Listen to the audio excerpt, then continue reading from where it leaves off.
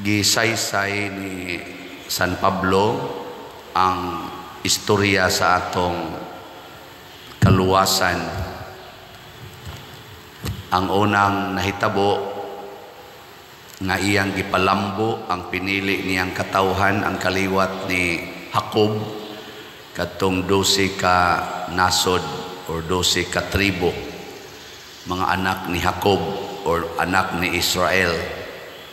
Unya gidala sila sa mga patriarka sama ni Moises ngadto sa yuta nga gisaad diin gibuntog sa Ginoo ang 7 ka nasod aron maghari sila didto 450 years. Niya doon na dito'y hari nga gipili sa Ginoo nga gidaig niyag maayo, mao si David. Pero ang misyon ni David mao ang pagpatay sa ilang mga kaaway o pagpasurrender nila pinaagig espada. Niya katong maong gingharian kay nabuhi mas espada, gibungkag o gipatay pod pinaagi og espada. Mo na naulipon sila og nisaad na sa Ginoo og bag-ong hari nakaliwat ni David og mao na ni si Jesus. Nya unsa man gingharian nga gihimo ni Jesus, dili na gamit ang espada, gigamit na ang gugma. Mao na sa atong ebanghelyo karon, gipakita ni Jesus nga iyang gihugasan ang tiil sa iyang mga tinun-an. Apil na ang tiil ni Judas nga nahibaw-an ang daan ni Jesus nga magbudhi kaniya. Matod pa niya diri, ang misalo kanako sa pagkaon nahimo nakong kaaway. Nya ningon din siya, buhata sab ni ninyo. So karon ang angging harian sa Ginoo dili na territorial. Unsa naman? Mystical. Mo nang itawag mystical body of Christ. Kana bang connected ta tungod sa atong pagtuo o pagbuhat sa gisugo ni Kristo. Sige, lingian na imong tupad ing na membro ka sa gingharian ni Kristo. Pangutan-a ba ing na membro ka ning iyang gingharian? Wala na ni siya'y teritoryo. Mabitaw din sa atong parokya, nagpasalamat nga ang nakigmimbro nato dinhi territorial parishioners o online parishioners. Nya kon mangayo ganitag hinabang pinaagis ato mga slat-slat ang mamalit ang taga-dinhi o ang kadtong dili taga-dinhi, mga online parishioners. Salamat kaayo. Nya ako lamong taga-update report sa atong slots nga nahalin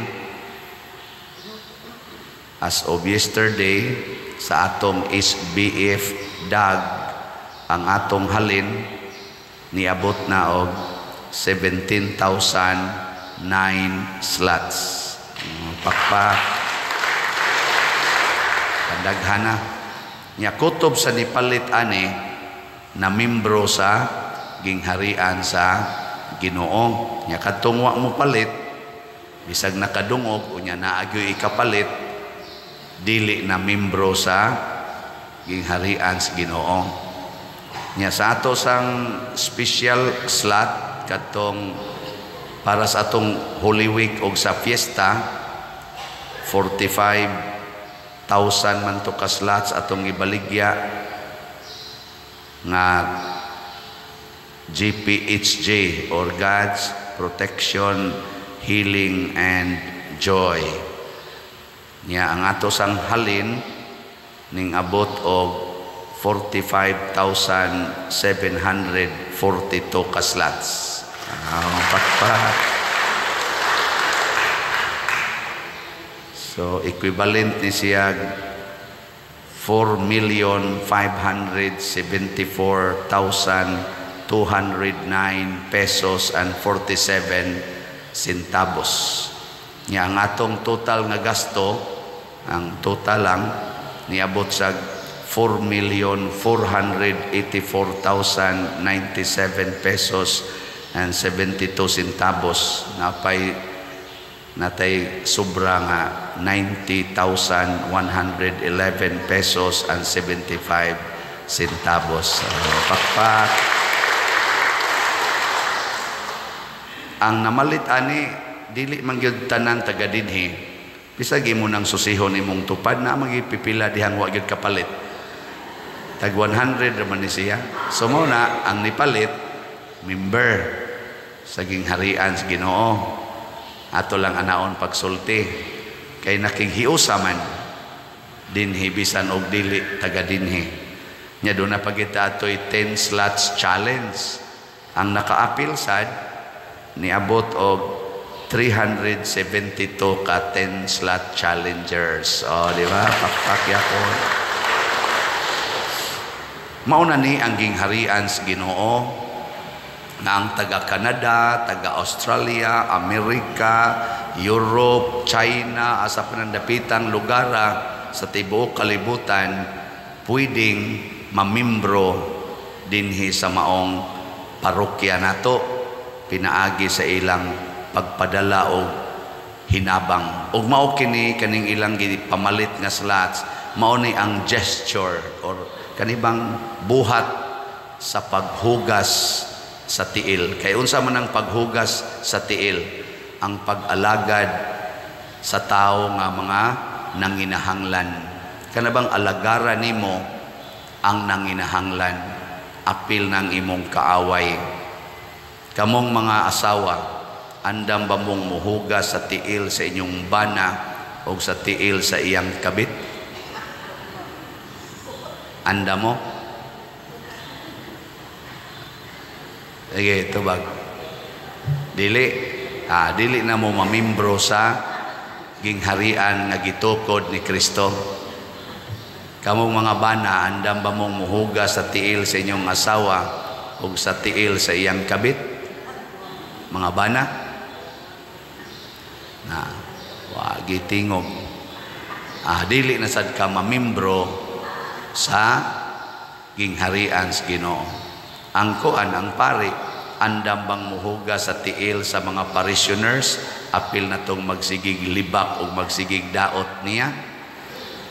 Ug ako'y pangutan-on ninyo, okay, pangutan ako. Of course. Kay kahibawag yun ko nga kanang gasigig kontra nako, gasigig libak nako, sooner or later makapalit ra sa nag-slot. Maabot ra gyud ang panahon na. Muna ingos Kristo, kinahanglan mahisama gid mo nako. Dili mo mulahi nako. Muna sila sad si San Pedro ang nagsunod ni Hesus, ila sang gihigugma ang tanan. Apil na si San Pablo, ngat kaniadto Saulo nga nagsigig lutos nila, mao pa gani nagpatay ni Esteban, ang atong unang martir. Pero sa may nahitabo sa sige nilang higugma ni Saulo nga kaaway, nahimo gyud si Saulo nga usa sa ilang lig-on nga kaabag sa pagsangyaw sa maing balita nga mao'y nagsuwat aning first reading nato. Mahimo ra gyud na natong higala ang atong kaaway, basta di lang gid ta mangaway. Magsigi lang tag alagad. Ang ilang panginahanglan, tagaan atog alagad. Kung gusto sila nga ilakang kuha ag yuta, ihatag ang yuta. Kuhaan kas imong kwarta, ihatag ang kwarta. Ana. Nya human awayo na sad ka. Sige lang yun, hatag. Moabot gyud ang panahon nga magsigi na sila og pangita nimo kay mangayo na sa naglaing pabor. Kay mao man ginang mga yawanon magsigi man nagpangayog pabor. Ang kana mga Dios noon magsigi naghatag og pabor or favor. Kana be, lingi ay mong tupad. Ing namuhatag kag pabor nako o mangayo. Okay. Kadang mga ginikanan na magsigig sugo sa mga anak, Wa na, peligro na nang mawagtang sa Pasig. Nya kana sang mga anak nga magsigig pangayo os ginikanan, mahinumdom las ginikanan kun mangayo na, unyag di gani wa gani pangayoon, mura lagway bili ang ginikanan, kana din asa na membro sa gingharian ni Kristo.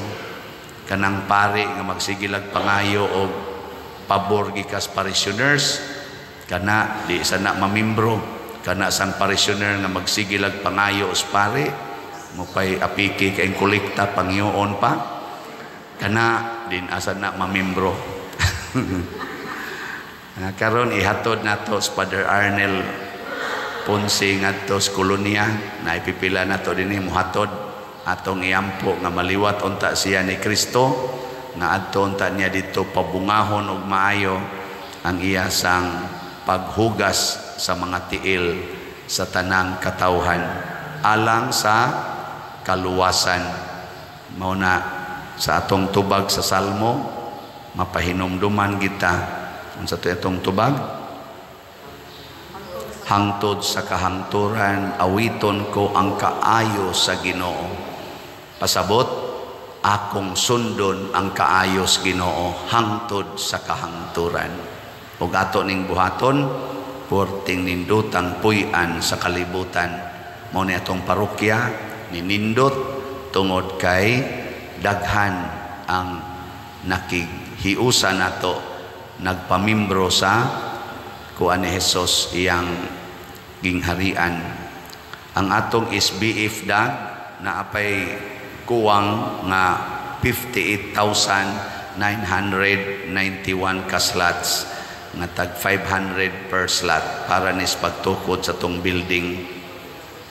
Naay ni comment sa atong YouTube, giingnan ko sa usas mga nato sokom nga niingon, Father, ngano man nga sige man kagpanindot anang kumbento og simbahan nga wa man magsugo ang Ginoo ni ana.